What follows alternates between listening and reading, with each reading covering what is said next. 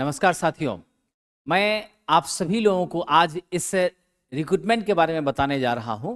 जितने भी छात्र डिप्लोमा हैं, विशेष रूप से उनके लिए ये बहुत अच्छी अपॉर्चुनिटी आई है नॉर्दर्न कोलफील्ड लिमिटेड में। आइए विस्तार से देखते हैं कि कौन कौन सा पद है, क्या योग्यता है और कब तक आप फॉर्म को भर सकते हैं, एग्जाम का पैटर्न क्या है।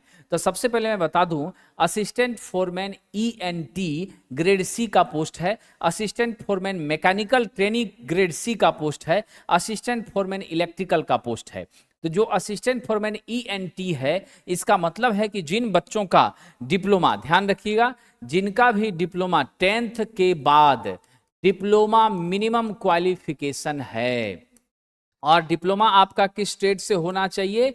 इलेक्ट्रॉनिक्स इंजीनियरिंग से। किससे साथियों? इलेक्ट्रॉनिक्स इंजीनियरिंग से। और यह भी डिप्लोमा कितने साल का? 3 ईयर का। कितने का? 3 साल का। ध्यान रखिएगा, लेटरल वाले बच्चों के लिए यहां पर कोई स्पष्ट सूचना नहीं दी गई है। 3 ईयर का मिनिमम डिप्लोमा कोर्स एक्सेप्टेबल है, इलेक्ट्रॉनिक्स वाले योग्य हैं।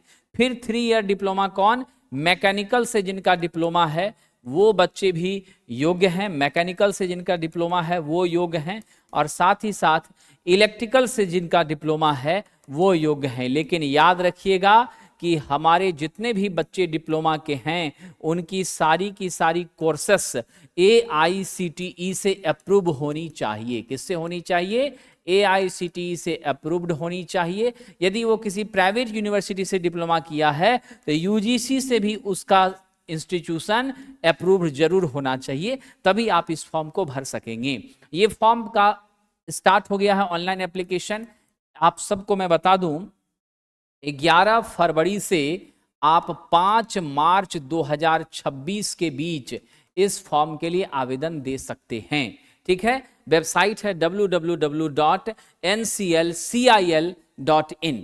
ये वेबसाइट पर आप जाएंगे और वहां से आप इस फॉर्म को अप्लाई करेंगे। सिंगरौली प्लांट के लिए विशेष रूप से ये वैकेंसी आई है। आइए हम यहां पर बात करें, इलेक्ट्रॉनिक्स के बच्चों के लिए टोटल हमारी 14 सीटें हैं।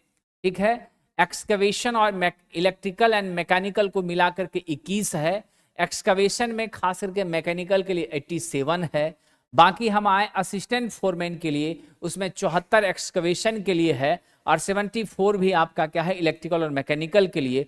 टोटल 270 पदों की बहाली है। टोटल कितने की? 270 पोस्ट की वैकेंसी है। तो यह अपने आप में कम नहीं है। जिस हिसाब से अपॉर्चुनिटीज को आप देख रहे हैं उसके आधार पर UR के लिए 116 पद हैं, EWS के लिए 25 है, SC के लिए 51 है, ST के लिए 12 है, OBC NCL के लिए 66 है। यानी जितना भी आपका सर्टिफिकेट लगेगा वो सब सेंट्रल लेवल का ही लगेगा, याद रखिएगा। ठीक है, तो आप जैसे NCL बनवाते हैं तो सेंट्रल का लगेगा।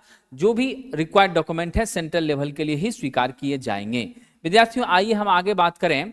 तो जो बच्चे विशेषकर जिन्होंने डिप्लोमा इलेक्ट्रॉनिक्स से किया है वो तो योग्य हैं ही, लेकिन electronics engineering and electronic communication से या इलेक्ट्रॉनिक टेली कम्युनिकेशन से बीटेक वाले बच्चे भी यहां पर क्या हैं?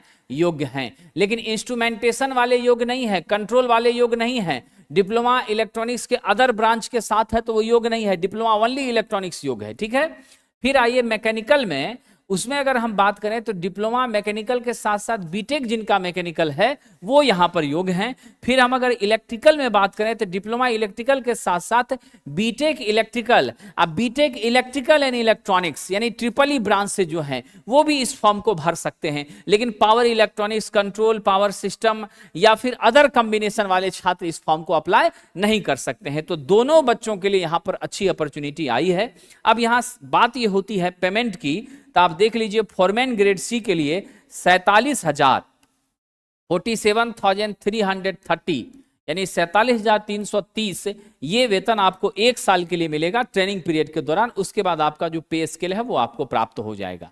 विद्यार्थी जी फिर यहां पर आ जाइए, ग्रेड सी की नौकरी है। अगर आप मैकेनिकल में हैं तो वहां भी 47,330, इलेक्ट्रिकल ग्रुप सी में जाते हैं तब भी आपको 47,330। हालांकि इलेक्ट्रिकल और मैकेनिकल में 2 साल का आपका ट्रेनिंग पीरियड है, अब बाकी इलेक्ट्रॉनिक्स वालों के लिए 1 साल का ही ट्रेनिंग पीरियड है। तो इस हिसाब से इसका कैडर है, आपको DA वगैरह अन्य पर्क्स अलग से मिलता रहेगा।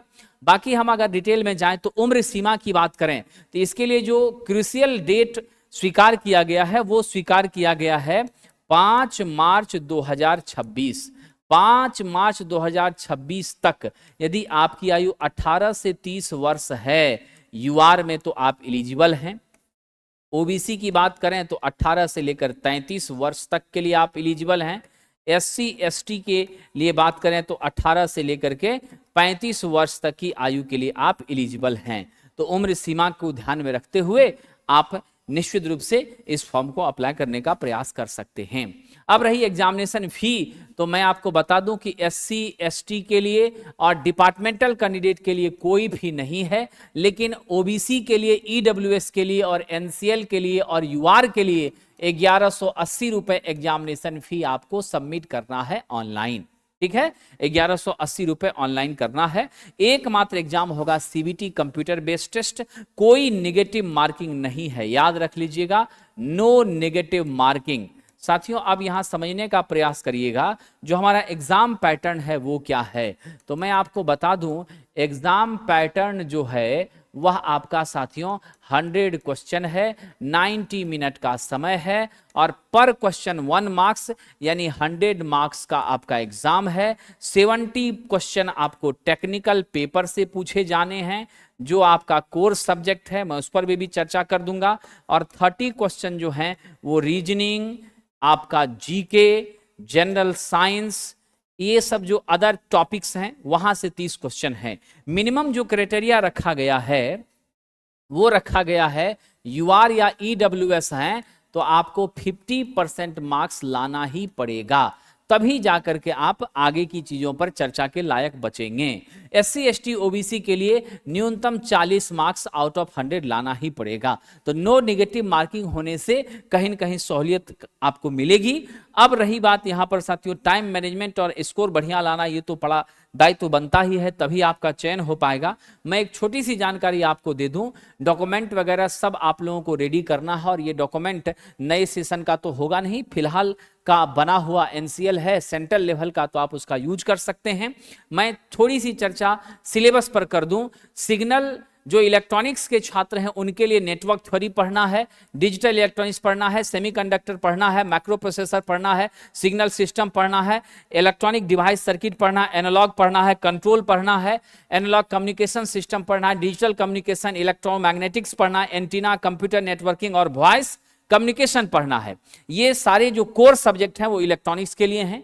मैकेनिकल के लिए थ्योरी ऑफ मशीन है, इंजीनियरिंग मैकेनिक्स है, थर्मल इंजीनियरिंग है, फिर आपका साथियों आईसी इंजन है, उसके बाद हम आ जाए तो एफएम फ्लूइड मैकेनिक्स है और फिर आपका मैन्युफैक्चरिंग है। ये जो मेजर पेपर है वो पढ़ने हैं। इलेक्ट्रिकल वाले छात्रों के लिए आ जाएं तो उनको बेसिक इलेक्ट्रिसिटी पढ़नी है, मटेरियल पढ़ना है, पावर सिस्टम पढ़ना है, ठीक है, अल्टरनेटर पढ़ना है, डीसी जनरेटर पढ़ना है, बैटरी पढ़नी है, AC motor, DC motor, AC circuit पढ़नी है, फिर पावर सिस्टम आपको पढ़ना है।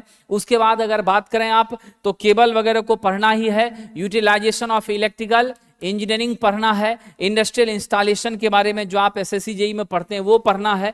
फिर आ जाए तो सब स्टेशन के कंट्रोल रूम के बारे में पढ़ना है, ऑपरेशनल नॉलेज चाहिए, सेफ्टी रूल्स वगैरह के बारे में थोड़ी सी जाननी है। लेकिन जो 30 अंक है साथियों उसमें सामान्य ज्ञान है, फिर आपको जनरल अवेयरनेस है, रीजनिंग है, वर्बल और मेंटल एबिलिटी है, क्वांटिटेटिव एप्टीट्यूड है, थोड़ा बहुत आपको व्याकरण सबसे भी 1-2 प्रश्न मिल सकता है। तो टोटल आपने देखा 70 टेक और 30 नॉन टेक, इस कॉम्बिनेशन के साथ सिंगल एग्जाम सीबीटी और फिर आपके डीवी मेडिकल, ये सारी प्रोसेस तो एक अच्छी अपॉर्चुनिटीज आपके लिए है। तो आप सब लोग एनसीएल के फॉर्म को भर सकते हैं और अपनी तैयारी करके निश्चित रूप से सफलता प्राप्त कर सकते हैं। बाकी कोई भी कंफ्यूजन या डॉट इससे संबंधित हो तो आप कमेंट करके बताएंगे और उससे संबंधित जानकारी भी हम आपको देने का प्रयास करेंगे। मन से पढ़िए, मेहनत करिए और निश्चित सफलता प्राप्त कर अपने जीवन को उज्जवल बनाइए। बहुत बहुत धन्यवाद।